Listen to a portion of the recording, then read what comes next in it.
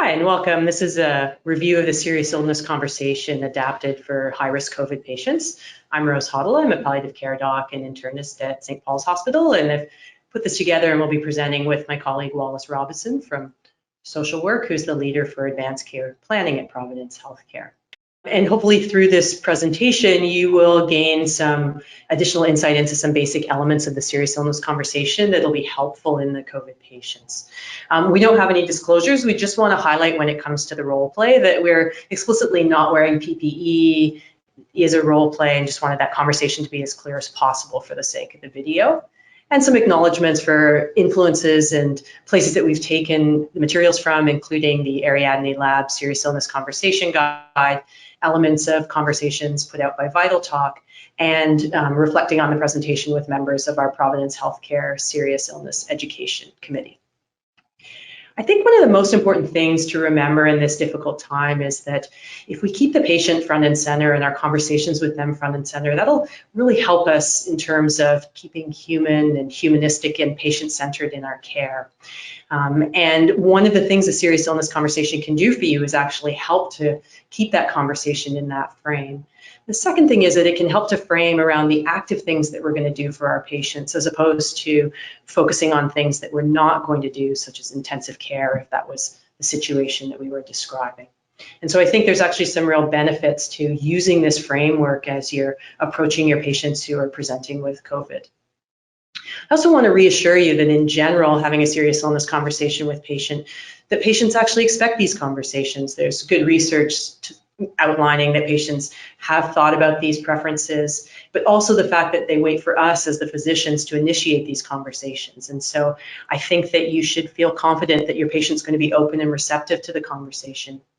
Anecdotally, even right now at the early stages of the COVID crisis, in long-term care, when healthcare workers have been reaching out and calling families and speaking to them about code status and goals of care for patients in long-term care, anecdotally we're hearing that families are actually very open and receptive and actually wanting to have these conversations with the healthcare providers.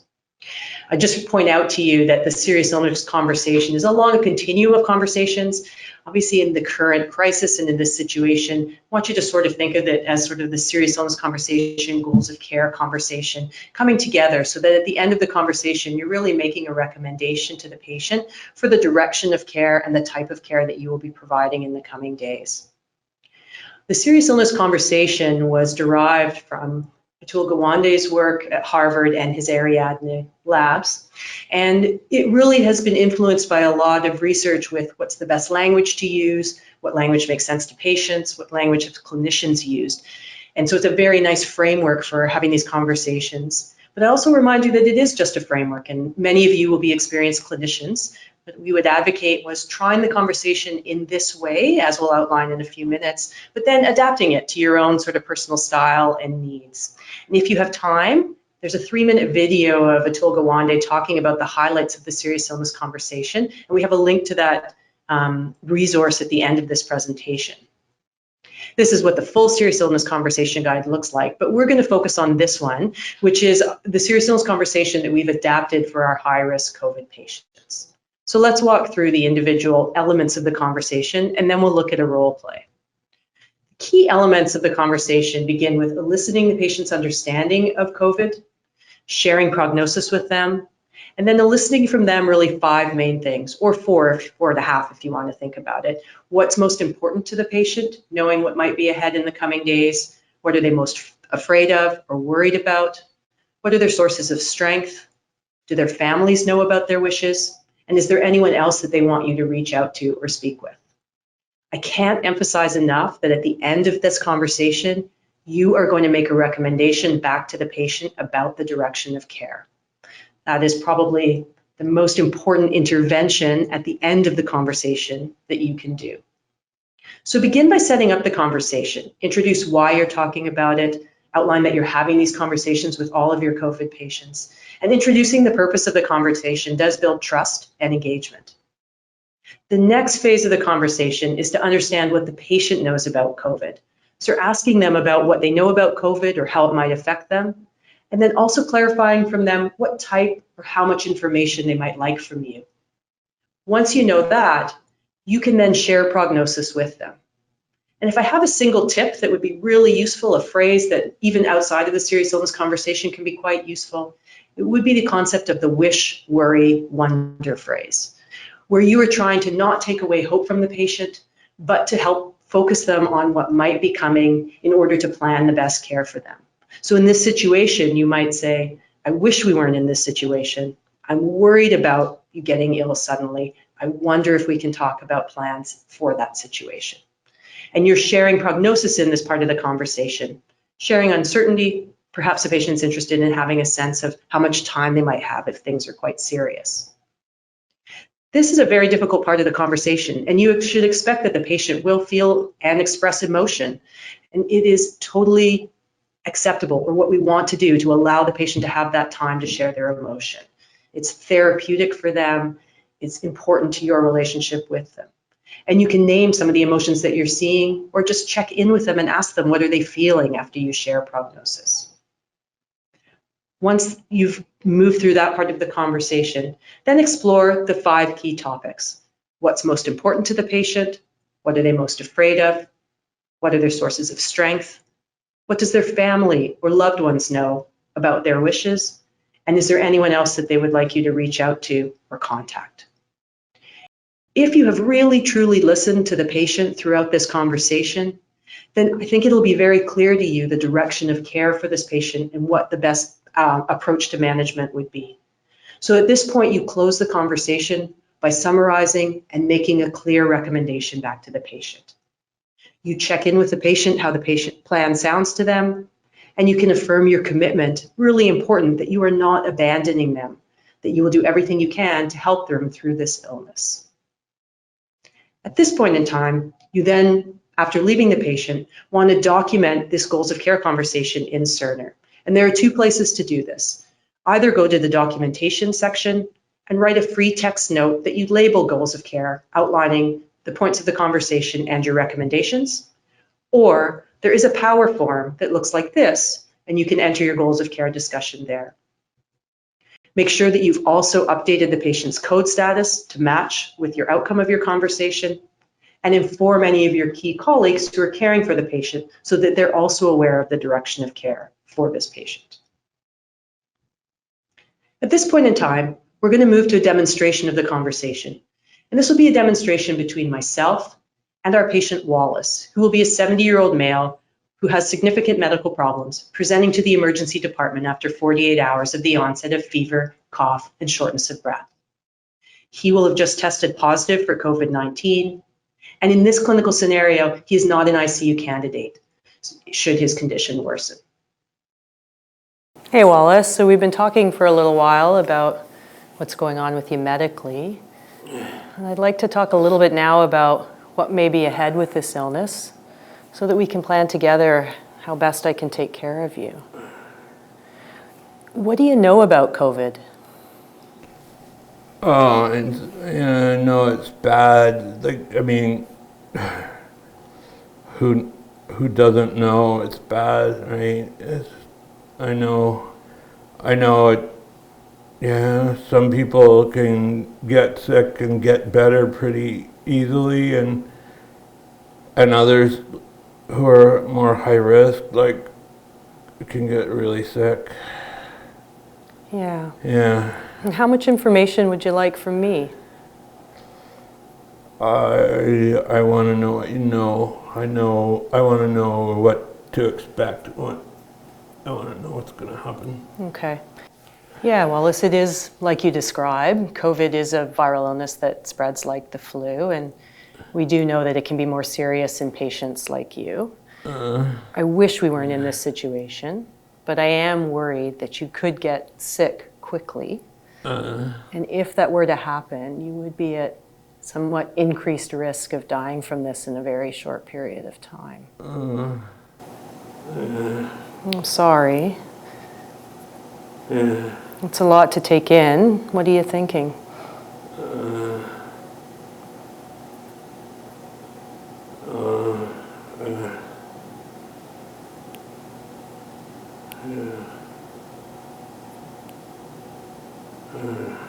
Just hard to believe, you know? This whole friggin' thing has been so surreal. And here I am now. Yeah, it is a lot. Yeah. Can we talk a little bit more about what might be ahead? Yeah. Okay. As we think about the coming days, what's most important to you? What's most important to me? My partner is most important to me, and I don't want him to get sick. I've been trying to stay away from him the last few days, and he's not here now. I made him not come. I'm going to talk to him in a few minutes here on the phone, and yeah, I don't want. I'm worried about him getting sick and what's going to happen to him afterward. That's what's most on my mind. Absolutely, for sure. When you think about yourself, is there anything that you're worried or afraid of? I feel like somebody's got their big butt sitting on my chest and I can't breathe, and I'm worried that it's gonna get worse. Like I worry that I'm gonna suffer too much. It's gonna be freaking unbearable. I'm going to help you with that. We're going to talk about that in a minute. Okay? Yeah. Yeah, please. Wallace, what are your sources of strength when you think about trying to cope with this illness? I don't know. I've been through a lot in my life, and I've always had a kind of embarrassing but real to me faith, and it's comforting to me. Yeah. Yeah. And how much does your partner or your family know about what's important to you?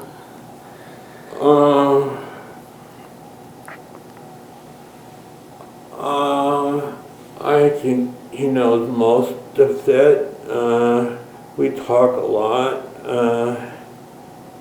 I think he might have some questions though. Would you like me to give him a call? Yeah. Do you have time for that? Absolutely. Yeah. For sure. It would be really good, because I know he wants to know, and I don't know if I'm feeling sick later. I might be just too grumpy to talk, really. Okay. And is there anyone else you want me to reach out to? No, I think he can tell people, like, who needs to know. People know that I've been sick the last few days, so I think you'll just let them know that it's pretty grim, heavy. Yeah, and I certainly hope it doesn't come to that, but we're talking about it, just planning for what could be ahead. Everything I hear from you is you're really worried about your partner and making sure that he's okay. But I also hear you say that you're worried about your own suffering, that you don't want to feel the shortness of breath or have it get much worse. Yeah. So I really think what we should do is bring you into hospital. Yeah. And I want to start you on some oxygen and medications that'll really help with these symptoms. If we get into the situation where things do take a turn for the worse, I'm not going to send you to the intensive care unit, because at that point of time that wouldn't help. It would just prolong your suffering. But I am and would continue to do absolutely everything aggressively with the other medications so that we keep your symptoms at bay and keep you as comfortable as possible. How does that sound? Yeah. Okay, can you do anything right now for my breathing? Absolutely. Is there anything? Yeah, absolutely. If it's okay with you, I'm going to leave you for a couple minutes and go grab the nurse. We're going to come back with some medication and get you feeling a bit better. Okay. Okay? Yeah, that's awesome. Thank you, doctor. Of course, Wallace. I'm going to be with you through this, taking care of you. Okay? Okay. Yeah. See you in a minute. So I think that Rose demonstrated really well, and I experienced as a patient some of the really important elements of a good conversation with patients, and probably are really going to be important in this period of intensity around the COVID-19 epidemic. And one, of course, is to to listen, to spend a little time eliciting from the patient their fears, what's important to them, their goals, just by giving them a little space. And a few tips around best practices. It's important to give direct, honest information and prognosis. Research suggests patients are expecting that. Allow for silence. The silence allows the processing for the patient. Acknowledge and explore emotions, as Rose mentioned, and focusing on what the patient is saying is most important. Their goals, fears, and concerns, which as the patient in that role, I felt were listened to and acknowledged, and really helps also build your trust with the patient. And then you're making a recommendation based on the medical situation, the fears, and what's most important to the patient, and the appropriate options available. And of course, we seek to try not to talk more than half the time, which can be difficult. Don't fear silence. Try not to give premature reassurance. We want to try also to avoid providing facts in response to strong emotions, and try not to focus too much on the medical procedures, at least in the first portion of this conversation. At this point in time, I'd like to wrap up by going through a few other clinical situations that you may face in the COVID patient. First off, ICU or ventilation may be a possibility for the patient. And in that serious illness conversation, there's two elements from the main conversation that we left out in the shortened version that may be quite relevant to your conversation. First, asking the patient, are there critical abilities or functions that they can't imagine living without? And secondly, what are they willing to trade off for the sake of more time? Specifically, are they willing to face a potentially prolonged ICU admission for the possibility of surviving this illness? Second type of clinical situation, which might be quite common in our elderly patients, is where your communication is with the substitute decision maker. The patient themselves are unable to communicate their wishes. In this situation, remember that you're trying to elicit from the substitute decision maker what the patient would have wanted in this situation. So for example, what would be most important to the patient if they knew they were in this situation? What would the patient be most afraid of? What were the patient's key sources of strength? And so on. And refer to the patient as your mom, your dad, your loved one throughout that conversation. The third situation, and perhaps the one we're most worried about, is where ICU or ventilation isn't an option for the patient, either because of their medical condition or because we're in a resource constraint situation, and yet the patient or their family member is insisting on wanting to go to ICU. A couple of tips that might be helpful in that situation. One would be to ask for a referral for a consult from our ICU or geriatric colleagues who could speak to the patient's prognosis. Another is to remember to continue to frame that conversation around the things that you are going to do for the patient, not the things that you aren't going to do. You also may use that wish, worry, wonder phrase here, that you wish that ICU were an option, but you're worried that going there will actually prolong the patient's suffering and not actually help them medically. And you wonder if you could focus on the things that you could do to offer them a more peaceful death.